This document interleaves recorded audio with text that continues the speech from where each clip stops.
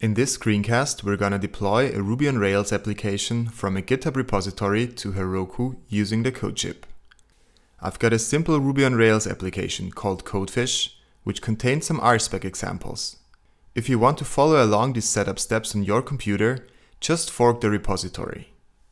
We're gonna deploy this application to Heroku using the CodeShip. Let's sign in to the CodeShip with GitHub. The CodeShip needs access to our GitHub repositories to be able to set them up. Let's allow access.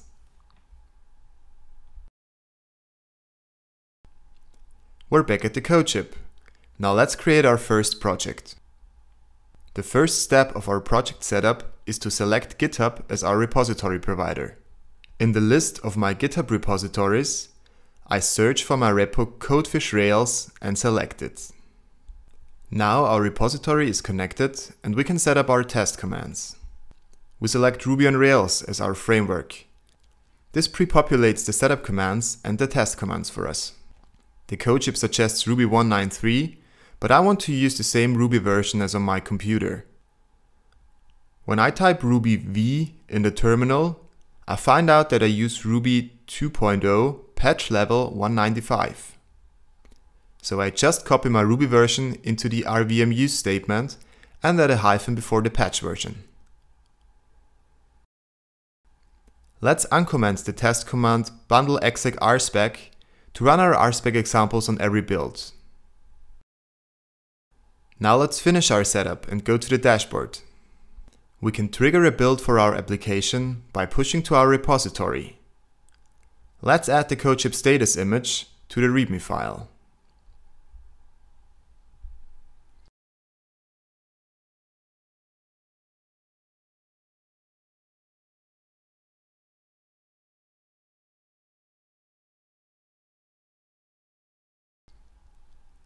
Now let's commit and push this change.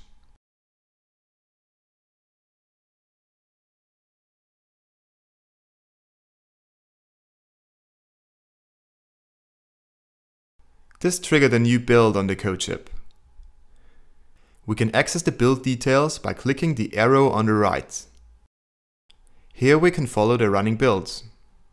By the way, if you ever need help, check out the CodeShip documentation. If you encounter any problems, contact the CodeShip crew by clicking on the support links in the top right or the bottom right corner. And a few seconds later, our build succeeded. Great! We see all the commands that were run. After a few initial preparation commands, the CodeShip ran the commands that we specified a few moments ago. We can inspect the output of a single command by clicking on it, so we can see the two rspec examples were run. We've already pushed to our repository, watched our build log and got a green build, so we can finish this assistant. Now let's deploy our application to Heroku. We go to our project settings by clicking on the settings icon in the projects dropdown, and then to the deployment section. We want to deploy to Heroku. Now we need to enter the name of our Heroku application and our API key. Let's go to Heroku and create an application.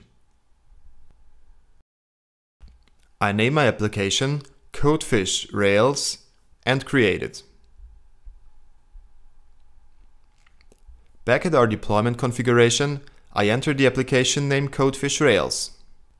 To retrieve my Heroku API key, I follow the link to my Heroku account and click Show API Key. I copy it and insert it into my deployment configuration at the CodeShip. Now let's save our deployment configuration. From now on, the CodeShip will deploy our application to Heroku every time we push to our GitHub repository. Now let's push a change and see if it gets deployed. I add a paragraph. I just deployed my Ruby on Rails app with the CodeShip to the landing page.